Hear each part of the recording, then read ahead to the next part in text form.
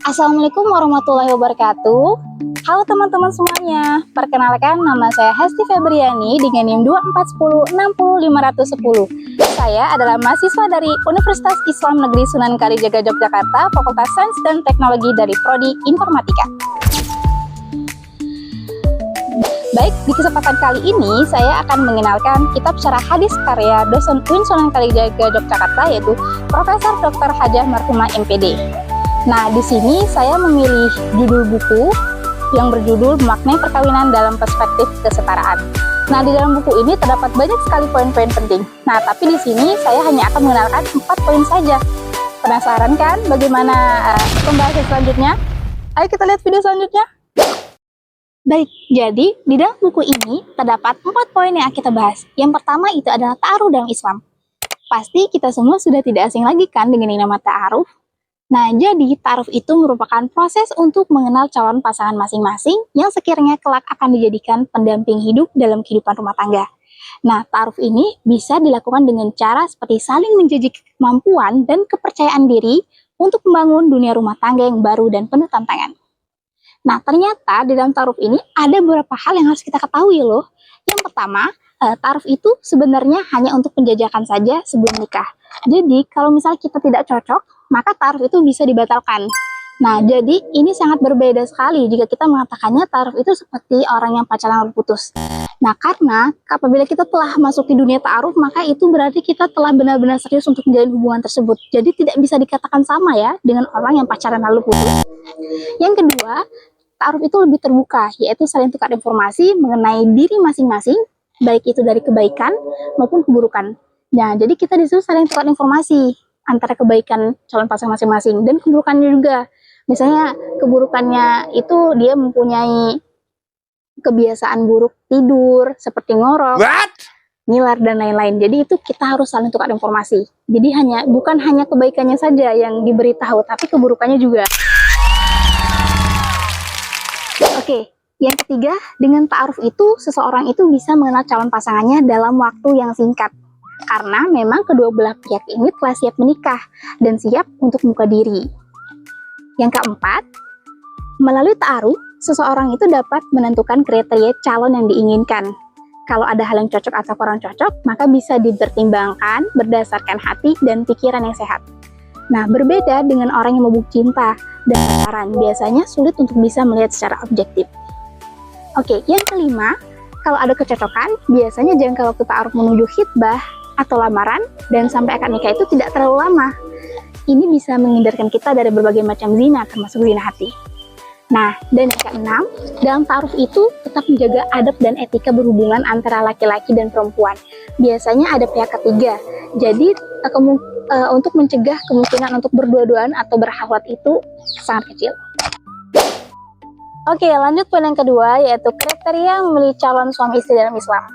Nah, jadi Islam itu sebenarnya telah memberi petunjuk kriteria apa sih yang harus kita masukkan untuk mencari pasangan suami dan istri. Nah, yang pertama, hendaknya calon suami dan istri itu memiliki dasar pendidikan agama dan berakhlak baik. Karena seseorang yang mengerti agama akan mengetahui pastinya tanggung jawabnya sebagai suami dan istri. Dan ada salah satu hadis Nabi yang berbunyi an Abi Hurairah qala Rasulullah sallallahu alaihi wasallam tunkal mar'ah li arba' limaliha wali hasabiha wali jamaliha wali diniha fasfar bizatid din taribat yadak. Rawahu Bukhari wa Muslim. Nah, jadi dari Abu Hurairah beliau bersabda, perempuan itu dinikahi karena 4 perkara. Yang pertama itu karena hartanya, keturunannya, cantikannya, dan karena agamanya. Nah, lalu beliau menekankan, pilihlah yang beragama, niscaya engkau akan bahagia. Nah, jadi hadis ini itu tidak berlaku hanya untuk istri saja ya, tapi yang dimasukkan di sini adalah suami istri sebagai pendamping hidup.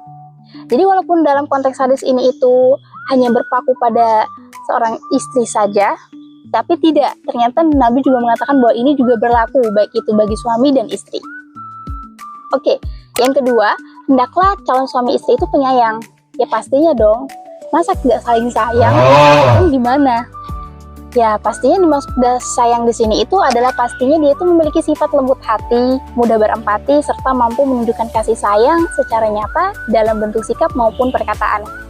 Nah, sifat penyayang itu sangat penting dalam rumah tangga karena menjadi fondasi dari komunikasi yang hangat, saling menghargai, serta mampu menenangkan satu sama lain dalam keadaan sulit. Nah, dalam kehidupan rumah tangga, pasangan yang penyayang itu pastinya akan lebih mampu menjaga keharmonisan, menghindari pertengkaran yang kasar, dan mengasuh anak-anak dengan penuh cinta. Suami yang penyayang akan melakukan istri dengan lembut, sebagaimana Nabi Shallallahu Alaihi Wasallam memperlakukan para istrinya. Nah, istri yang akan melakukan istri penyayang itu juga akan menciptakan suasana rumah yang nyaman dan menenteramkan. Oke, yang ketiga yaitu mengutamakan yang jauh dari kerabatan dalam pernikahan. Nah, maksudnya di sini tuh untuk menjaga keselamatan fisik anak keturunan dari penyakit yang menular atau cacat dan bertujuan untuk memperluas pertalian kekeluargaan dan mempererat ikatan sosial. Jadi, hal ini penting untuk menjaga kesehatan keturunan dari risiko penyakit genetik atau cacat bawaan yang lebih besar jika pernikahan terjadi antar keluarga dekat. Maka, memilih pasangan dari luar lingkungan kekerabatan itu bukan hanya langkah bijak secara medis, tetapi juga membangun dari sisi sosial dan kultural. Baik, lanjut poin yang ketiga yaitu menuju pernikahan dalam kehidupan manusia. Jadi, pernikahan itu menurut banyak ahli itu dimaknai sebagai proses bergandengan atau bersatunya dua individu dalam ikatan yang sah. Nah, dalam bahasa Arab itu kata pernikahan itu berasal dari kata az-zawaj, yang mengandung makna ittihad baina syai'ain, yakni bersatunya dua hal, baik secara ruh atau jiwa, maupun jasad menuju kebangkitan dan tujuan hidup bersama. Nah, sedangkan menurut Kamus Besar Bahasa Indonesia atau KBBI, kata nikah itu diartikan sebagai perjanjian antara laki-laki dan perempuan untuk menjadi suami istri secara resmi dan sah menurut hukum. Nah, adapun contoh firman Allah dalam potongan ayat Quran Surat Ar-Rum ayat 21 yang berbunyi, A'udzu billahi minasyaitonir rajim. Bismillahirrahmanirrahim. Min ayatihi an khalaqalakum min anfusikum azwajan litaskunu ilaiha. Shadaqallahul azim. Yang artinya, dan di antara tanda-tanda kebesarannya ialah Dia menciptakan untukmu pasangan-pasangan dari jenismu sendiri agar kamu cenderung dan merasa tentram kepadanya.